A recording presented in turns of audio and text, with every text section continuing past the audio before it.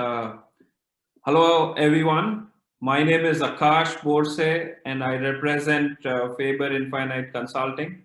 And today I welcome all of you for this yet another wonderful episode of Infinite Interviews, where we are interviewing Mr. Sanjeev Lahiri. So, thank you so much for accepting our invitation, Lahiri sir. Thank you, Akash, and all at Fab Infinite. Just thinking of me. Thank you so much. Thank you so much, sir. It is our honor and privilege to get this opportunity. So, just to quickly introduce Sir, Lahari sir has been into this domain of organizational transformation, bringing in change, and he has been leading a lot of HR teams across the world. So currently, Lahari sir is the CHRO for GRP Limited, and he brings in a vast experience of more than 2 to 3 decades into leading organizations and HR across different regions.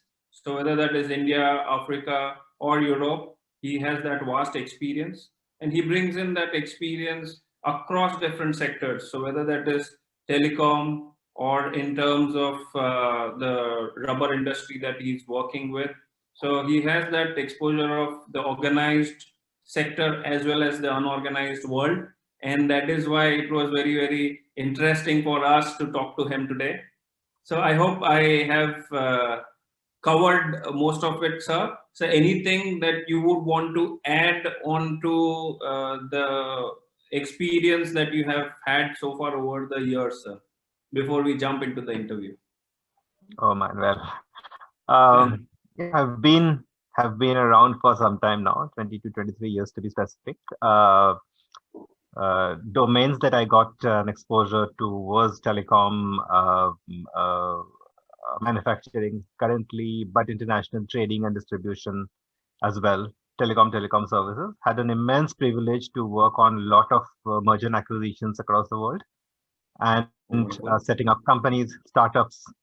I mean, today they're big names, but when they started, they were like any other startup starting from a, what should I say small cubicle.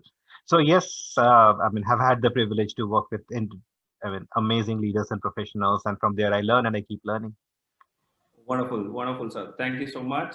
So, with that, that brings me to my first question to you in today's discussion. Because today, these are like different times. Some call it tough times, some call it different times. So, HR has evolved as a business enabler in many ways in the current times. May it be availability of people, people engagement, and many more such initiatives which are the current need of the hour. So, can you share some of your experiences, how you have been addressing these issues in today's time? As you rightly said, Akash, that suddenly, from being at various stages, HR as a function across organizations has really been at various stages based on how the organizations viewed HR as a function in their space, and also maybe has a little bit to do with how the HR professionals position themselves in those organizations. I'm saying this with lot of conditions apply. There are amazing HR professionals who have done wonders. However, somehow we have been seen as always a support function. I think this has given the function an opportunity, the situation, however unfortunate it might be, it has given the function an opportunity to really come across, as you rightly said, as a business enabler. Because somehow the point of, people, I mean, business is run by people and organizations are made of people. That Right, thought, at least COVID taught us. right, Uh, Coming back to, and every organization, I'm sure they have tried to address things the ways they thought best for the organization, because this is, again, we are talking of people and we are talking of that subtle thing called culture that flows inside, right? uh, I mean, one size fits all may not work, will not work at all. right. I agree. So I'm sure the HR teams across organizations, along with the leadership, they have been able to, I'm sure, put the ship back on track, given the whatever little tsunami, if I can, had hit all of us over the last couple of months. Right. Key things that are emerging is definitely to think a little beyond. So some key shifts from, from results to the efforts. It has come back again. Yeah. Right. Long decades we used to talk of only results matter, but now the efforts also did matter. Right. Yeah. Right. Treating an employee across levels as a mature human being has come onto the force. So the H in HR, or the human part in the organization, probably I am seeing for the first time in my whatever little bit I have spent in my career, to come up on the table with so much force that it never did before. Empathy, wellness, yeah, leaving the person to complete the job rather than actually harping on and managing time are Right. some, and of course, all of these forced by the remote working that we have been forced into. I think these are the few very, very important changes that the world is going to live with, at least for a few more years. And it's Right. interesting to see. Right. For us, for professionals also, I mean, it is an amazing opportunity to now to turn the business strategy and align the people's strategy in terms of things like appraisals. Right. Some very interesting thoughts are happening on compensation. The labor, along with the labor codes, I'm sure the first time ever the gig workers are getting there, or there's much more opportunity open for part-time remote gig working. Right. Interesting things to look at. I know, of course, you said it well, sir, when you said putting human back into human resources. So yeah, so that is something which is the change that we have been also observing.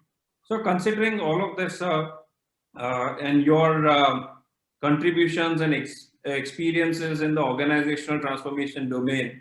So as you said, so whether that is a startup phase or the growth phase of an organization, you have been party to and leading all such phases for different organizations. So whether that is a recession or a growth phase, uh, can you share more about your experience so far over the course of years, how it has changed? Okay. So basically, couple of thoughts. When I started my career in '98, I think around that time the Indian economy was going through recession. Right. Because I remember very correctly. My father was in SAIL, and SAIL having completed some big time modernizations, they were hit very badly by the Chinese dumps, and suddenly the Indian economy getting into a standstill. And thereafter, then I saw how the economy opened up, and I joined an organization at that point in time, which was a PSU, but in a couple of months it became, the process of disinvesting started. Right. So interesting. So essentially interesting stuff. Okay, at that time I was only an observer, but 2000s, the topsy-turvy of 2000s, emergence of IT. Thereafter, when I saw, then after 2008, around 6, 7, 8, when the global slump happened, have had the privilege, I should say, because these are huge learning opportunities, for professionals. So one thing that has really stood common, and I have seen this in all these phases, it is the resolve that the organization and the leadership brings in the organization, right? While if you would recall in 2018, a lot of organizations actually went off the window. Sorry, they had to shut shop or they got taken over by whatever. The organization that I was with, the Tata Communications, at that point in time, it was going through a very difficult phase. However, it was that leadership that actually stood up and said, okay, this is only temporary, it is and it is going. But that gave us an opportunity immediately to set up quite a few things right. We were on the New York Stock Exchange, SOX was brought in, and so how we did an amazing job, I must say, and I still live with those learnings to put our internal, our governance mechanism, back in force. Right. Similarly, a couple of years down the line, if I'm not wrong, I think or 13, 14, during that time, the commodity trading hit a slump suddenly. Right. Yeah. Right. Yeah, there were signals, and that point in time I was in a trading organization with majority of the business coming in from commodity trading. Once again, it was the resolve. Some corrections here and the other the organizations had to do, but it is the belief on the people on the ground, and everybody, the entire team suddenly comes together. Look at the last couple of months, whichever organizations we are in, and GRP I do commend, because this is an amazing organization. We are in the recycling business, a sector which I call sunrise, Okay. because because there's plenty and more to be done. And with the focus of with the Atmanirbhar Bharat and the Make in India muhim that is going on, Right. Right. plus our Prime Minister himself leading the Sustainable Development Goals of the Right. UN. Right. As such, and India has shown an awesome progress in that. I think it is an amazing opportunity, because GRP is just there. When we were hit suddenly, actually we being the business being present across the world, we could really get this symptoms coming in. We were ready with it Oh, as okay. such. So therefore, we had, even before people told us, and we are in manufacturing and very traditional way of manufacturing. However, we had our flexi timing policies, we had our work from home policies actually really published even much before that. We thought that we have to adopt it. Oh, wonderful. Yeah. Wonderful. So Right. come March, the only tweak that we had to do, and I commend my IT teams for that, they did an amazing job of making us capable enough to adopt remote working just even before the government announced a lockdown. So 17th or 18th of Right. March, we chose to close the Mumbai office and start working remotely, only with very skeletal staff who had to come because of the couriers and etc. were still on. But we Right. went to work from home much earlier. Right. When the plants had to be closed under the lockdown, Uh-huh. yes, the whole process, and I do commend our leadership to have come forward with all kind of transparency, saying that this is where we are, this is what we are going through. However, we have the strong resolve that we are going to, get it passed. And when the states gradually started opening, starting from Gujarat, I think Gujarat opened up in end third week of April. The factories opened up in Gujarat. We were Right. the first. We were the first in the Ankleshwar and Panoli GIDC to start shop with Uh-huh. with a skeletal staff, but we still had people coming. Right. Wonderful. Wonderful. So I it has put back the belief in the resolve of people, and really, it can do wonders, I must say. If we, Right. yeah. So that's commendable. So that's commendable. The kind of journey that you just depicted. That's wonderful. So that brings me to the next part that I wanted to seek your inputs on. So considering your experience in the domains of operational excellence, because I understand that we have been discussing a lot on operational excellence. With the current pandemic situation, what adjustments do you think the organizations will have to make in their operational excellence journeys? I have seen operations excellence or business excellence. Now, having been a part of the Malcolm Baldrige model myself for quite a number of years, more than a decade now, in the Tata Group, which was my earlier home. Right. These are the now I have seen it work in two very distinct ways.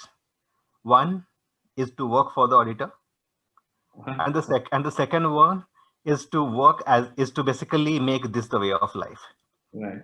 Now, organizations who had done this with the first phase, Uh-huh. who is to only look at the audit manual and ensure that the paperwork was done before, and Right. few people tutored to say whatever they were supposed to say. I'm not sure how they have faced it. Okay. However, I'm sure, because again, whatever I directed to you in my earlier, just in the earlier question, Akash, this I have seen excellence as a concept. Mm-hmm. I'm embedded in the DNA of the organization, because that is where it matters, right? So we don't do anything separately for, okay, this is what I will do for my excellence frameworks, or this is what I will do for the audit. This is our way of working, and this is what I have had the immense privilege to be groomed under that kind of a, basically from that school, if I may. Right. Now, Right. now here and in GRP also we could see and okay, what if you look at all kind of excellence models, right? Whether I talk of IATF now, I talk of ISOs now, or even if I talk of the Malcolm Baldrige, or the Demings of the world. I think the essential part, they say, the key, the core of everything is business continuity. Right. And business continuity under any kind of pressures, either from customer, from the environment, from your own people, from the economy, blah, blah, right? From the regulators, and so on and so forth, from all kinds of stakeholders that you can think of. Right. Therefore, the way, I think for any organization that wants to focus or wants to remain sustainable and to continue in its business, adopting any one of these mechanisms is absolutely key. It is a survival kit for it is like that, like the airbag which is there under your seat in an aircraft, because these are the tools. I'm not going to prescribe any certain tool, but then I would believe that the way the focus on people and mental health and getting work out of people with giving the list stress has definitely come up on the table. I am sure that operations excellence it is high time that we give ops excellence or business excellence, whichever you call it, its true focus, and adopt and build on that. Right. Because this makes us this really prepares us to remain continuously, to sustain and continue in our business when really a tsunami comes in. Right. At least being able to understand that a tsunami is coming itself, we have done half the job, and being prepared for it. Right. Right. So as we have been saying that being prepared all the time. So whether that is a tsunami or no tsunami time, or audit or no audit time, we should be prepared. So Sure. that is the crux. I completely agree with you there. So that is when you said with least amount of stress, that brings me to the next part, what I wanted to discuss with seek your inputs on. So it's like, see, I have been talking to a lot of leaders and managing anxiety of the team members, because there's so much uncertainty. Nobody knows. Even the leaders are slightly on the back foot when it comes to the uncertainty which is external in nature. So how do we manage anxiety of the people within the organization? How have you been dealing with this situation? What we did in GRP, as I told you, is that since day one, when we sensed that things are coming and things are not, as encouraging as we would want them to be, we have been transparent. We have been telling people that, look, times are going to be difficult, because that is how all the indications are. We pray that it is not. But I commend my leadership to have come forward. So there were communications issued from my CEO, my MD. We in the leadership team, we took our turns to go on to basically communicate to the people that, look, yes, we are bracing up for hard times, but hard times don't last. We may have to take hard decisions, but that is for the continuity of the business. Yeah, we may have to enforce certain protocols which might hurt each one of us personally. However, this is to ensure that when we all get back, we all are in the same boat. Right. As much as we did for our internal people, similar type of communications were done for our customers and stakeholders. Okay. As well. Yeah. Okay. Now, at least what this has done, and now in retrospect, I think that when we really had to really enforce some very tough decisions, some very tough calls across, which impacted lives of a few people, at, at least we could say that okay, people were prepared. We could do it in, I mean, rather we did it in as much humane as we could. We just didn't, we, if we had to let go somebody, it was not that okay, the doors closed today. Right. You know, I mean, unfortunately, I've got to know that some organizations actually did that way. It is their call. However, for us, at least bring that you know, I mean, to bring that fact once again on the table, that guys, this is for the organization. This is towards business continuity. It is Right. nothing against, you know, you are bad or he or the other person is good. No, Right. we tried as much to accommodate wherever we could. We had to take certain calls. Incidentally, when we there were there were requests for voluntary pay cuts as well. Yeah, which we had initially thought, but then given the situation, we had to actually mandate something somewhere. But Right. but every time, every week, we used to actually started communicating and getting together on the platform as an organization where the leaders led from the front. Yeah, which actually as a, I mean, GRP as an organization, we used to have our interactions at a local level. This gave us an opportunity for the entire organization to come, you know. So basically, our Fun Fridays became organization-wide Right. Fun Fridays, and was a very important, I mean, slot, 1 hour on a Friday, where even, I mean, the CEO, the CEO, their families, us, our families, and everybody else who could 3 o'clock. answer calls were actually there, and we had started talking. At least we had about 10 to 15 minutes talking about, okay, this is what has passed, and this is what we are going to do in the next month. Right. So I think that communication across straight, you know, within the families as well. I don't know how much of anxiety it had taken off, but at least I'm sure it could set the ball rolling, saying that look, we are all together. Yeah. Right. Of course. And Of so course. the other thing we trained, I mean, kind of trained, counseled our managers to focus on the productivity as much. People were doing, because working from home is not easy. Forget the Right. social element of the mind, and people start missing the coffee corners. I Right. mean, the whole work and home, managing that is not easy, you know, for everybody. Everybody has their own challenges. Plus, here we are fighting a disease, so we don't even know if somebody at the home and is sick at the home front. So therefore, Right. however, we saw that people got their own times, got to their own times, work started getting completed. We didn't have to really follow up. Okay, you know, you didn't do this and that, and consciously as leaders, we said, don't do this. And I don't. Right. So, you know, so basically there's some tweaks here and there. And then whenever we started getting some successes, like our orders started coming back, we started feeding the good news back to the people. The positivity, Okay. the positivity wheel started rolling on. So in Okay. spite of a lot of changes that we had to bring in during these last couple of months, I'm sure that the organization never stopped.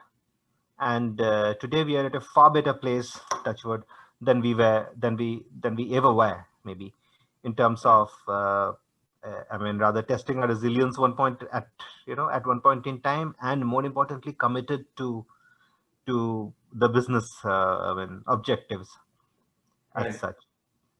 Right. We also had some, you know, so we also had these calls where people were motivated to call up the managers or anybody they wish to talk to, if they wish to talk, and that could be anything, with confidentiality. You know, completely, you're guaranteed. So, for example, if say I receive a call, I'm not going to really say who called me and for what. But if I can offer a solution, I will immediately offer a solution. So these kind of conversations, we didn't have any formal counselors as such. However, people who are skilled to do the job internally, we took our turns.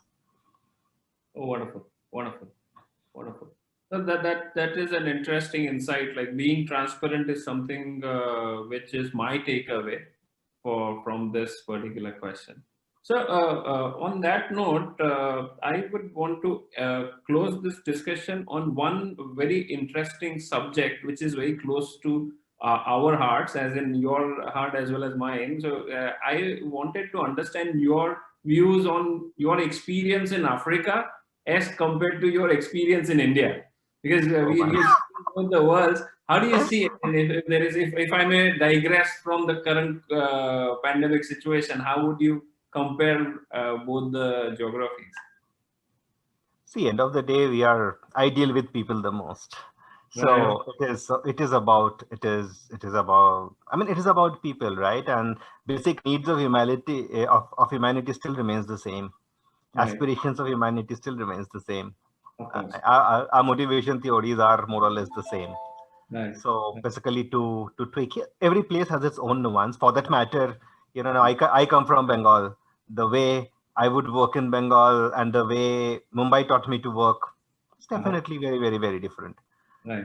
That way, Right. India, Africa, again, extremely privileged to work in Africa because in India we don't see the community feeling as much.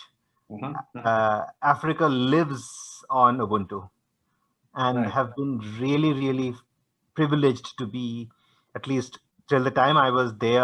I mean, I felt so included Uh-huh. in the community to whichever country I have been. I mean, whether to be in East Africa, I mean, Kenya, Tanzania, in particular, Uganda, Mhm. or in southern couple of countries there, even in the West. Right. I can't speak French, but however, my colleagues in the French speaking Uh-huh. Africa, Uh-huh. I mean, included me, spoke to me, and have been friends now. Oh, Uh, wonderful. is really really amazing. But yes, Africa at least taught me the community, taught me to be thankful and grateful, which the Indian wisdom actually teaches us. We don't follow it as much. We think we are, Right. over the greatest. But Right. Africa did I must say, me personally, Africa did put me back to the ground. Mm-hmm. Okay. And yeah, so therefore, at the end of the day, Africa is the cradle of humanity. If we can, that's what all the studies say. It So is. therefore, extremely privileged to be in that continent. And once you are in Africa, it is Africa. You are not outside. Africa is in with you. So therefore, as Right. much as I'm an Indian and I am proud of it, the African learnings I can't forget. Of course, sir. I'm very glad you summarized it well. So that is a true fact as well. So once you have been into Africa, Africa is part of you as well. So thank you so much for this wonderful, quick, insightful session, sir. Typically, my takeaway, if I were to summarize one takeaway for me from this particular discussion is process and as in results and efforts. So we typically keep focusing on results, but then if we focus on the effort as well, the results are bound to come. So that is the need, whether it is a pandemic or a no pandemic situation, tsunami or no tsunami, or audit or no audit. Let me put it that way. So, so that is something would be the key takeaway from this particular discussion, sir. So thank you so much once again for your valuable time, and we look forward to having such more insightful, infinite discussions in the future as well, sir. Thank you so much. Thanks, Akash. Extremely a privilege. Thank you so much, and all the best to you all.